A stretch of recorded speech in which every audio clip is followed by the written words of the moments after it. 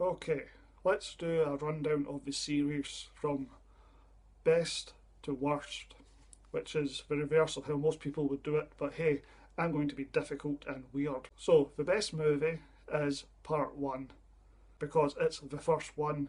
This created the character Freddy Krueger and set up the majority of the rules, even if it does not necessarily observe the rules all the way to the end of the line.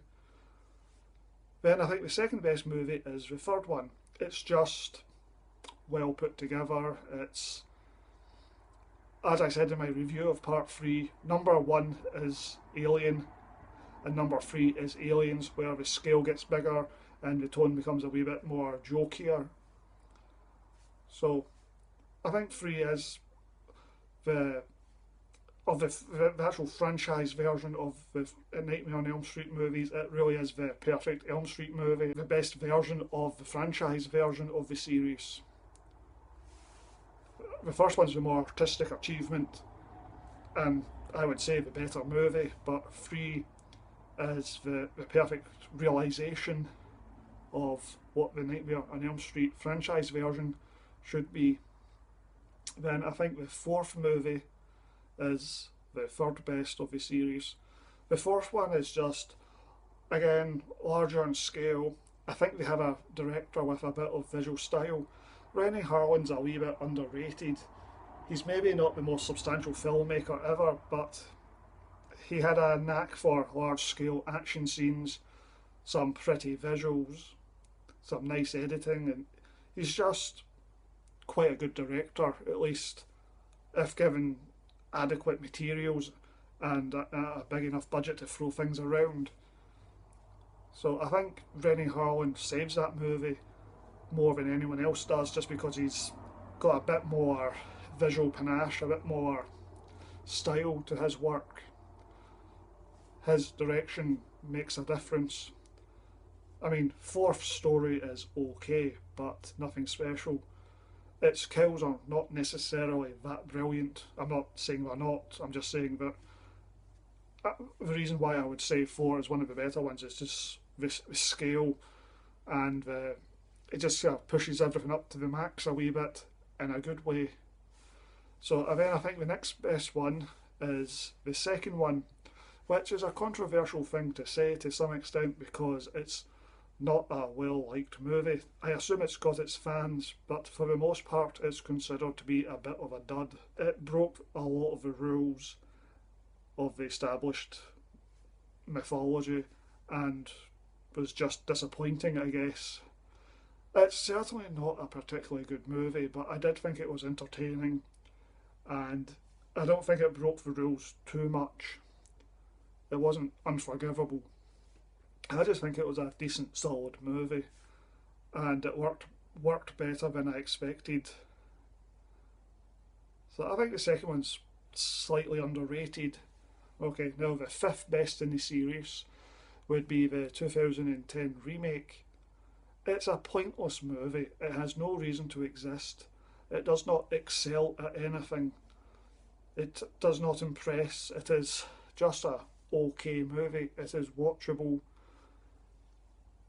It's it's okay. I mean, that's really all I can say about it. It is okay. So then the next best movie would be the seventh one, Wes Craven's New Nightmare. The movie just has two major problems. Only two people die in the movie, and for a horror series, which is really a notch up from slasher movie, to have such a low body count is really problematic. And I think the movie is just very plodding. It might be an interesting story idea, but it plods. It is not a lot of fun to watch. The movie really needs to move faster, reduce its running time, get rid of some of the padded scenes, and just get to the point. I think the movie is of artistic merit.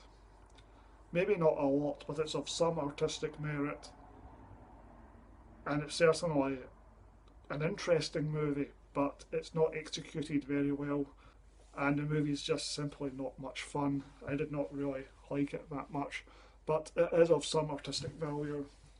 Then the next movie, the third worst movie in the series, is Freddy vs Jason, which is an okay-ish Elm Street movie, but a terrible Friday the 13th movie. I don't think it was good. I don't think it was bad. It was a notch below okay. It was below average. It works well enough, but it is also rather disappointing. I have always been a Friday the 13th fan more than an Elm Street fan. I hadn't seen an Elm Street movie in possibly as much as 20 years. So I was much more of a Friday the 13th fan, but now I've watched the Elm Street movies, I have to say I think the Elm Street movies are better. It is the better franchise. I think just the mere fact that the villain actually talks makes a massive difference. It's just far more interesting if the villain actually talks. I mean, Jason was in something like 12 movies and never uttered a word. You know, you can only go so far with the iconic mask and I guess the image of him with a machete. I mean, it's alright, I still like the Friday the 13th movies, but I have to say Freddy Krueger is the more interesting villain, and the Elm Street movies are elevated genre in the sense that, well, there's a bit more to it.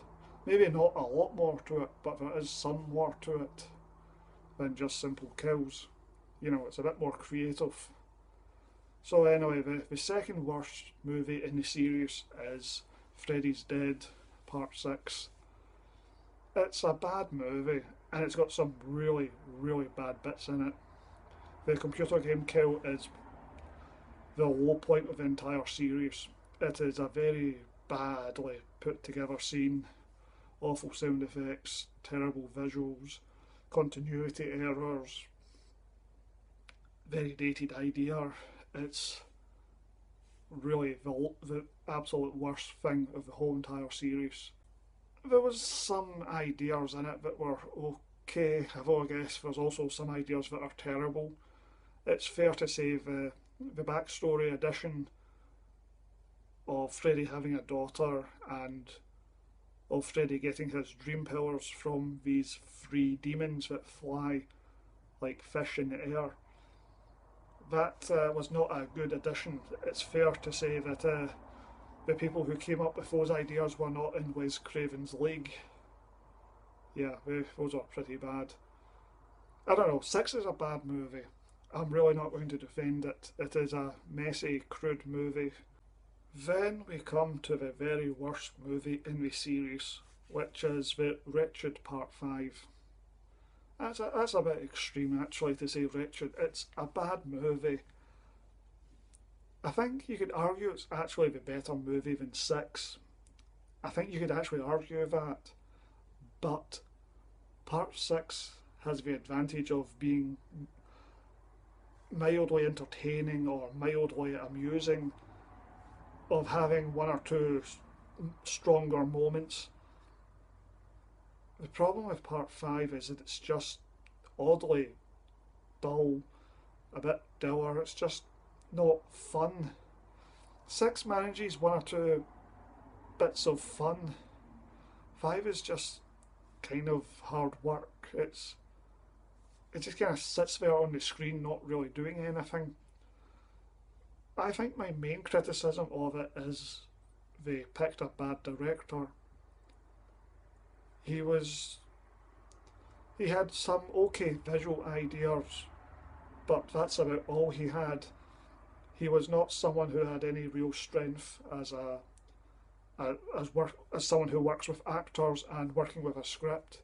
He was given a boring script, and he didn't have the talents to overcome or compensate any of the deficiencies in the script. And so, yeah, I say that Part 4 was probably saved by Rennie Harlan. He made a big impact and made the movie better than what the material he was given. He was given a very so-so script, but he had enough panache and sense of scale and the ability to, whiz the camera around all over the place and do some fancy editing. And yes, it might be insubstantial MTV stuff, but it was not a great script, and he was a better director than the script he was given, and so he elevated the so-so script. While with Part Five, the director was not very good, and he was given a bad script, and he couldn't do anything with it. If anything, the script probably would have to be very good for him to make a good movie. You know, there would always be this kind of drag factor with him. He was just never going to be. I mean, I have vague memories of Predator 2, which I remember being unwatchable, and he directed Predator 2. So, I don't. And I tried very recently to watch Blowing Away with Jeff Bridges and Tommy Lee Jones. It was crap, and I gave up after about half an hour. So, Part 4 elevated by a good director. Part 5 dragged into the mud by a bad director. But then again, the script he was given was crap. It was a very bad idea. Not very bad, it was a questionable idea to introduce an unborn child into the story. It's not what you want to watch when you watch a slasher style horror movie. Stuff about unborn children, it's icky subject matter. It strays into things you just don't want to really get into, and it's no one, the target audience just doesn't care, isn't interested in unborn children and fatherhood and whatever. It's just not subject matter we want to deal with unless you're making a really good movie about the subject like Rosemary's Baby. To quickly recap, from worst to best, 5 is the worst, then Part 6, then Freddy vs Jason, then Wes Craven's New Nightmare, then the 2010 remake, then the second movie, then Part 4, then the second best movie is Part 3, and the best one is Part 1. It is a pretty solid franchise. I think the quality of the movies range from good to bad. There's no very bad movies or truly awful ones.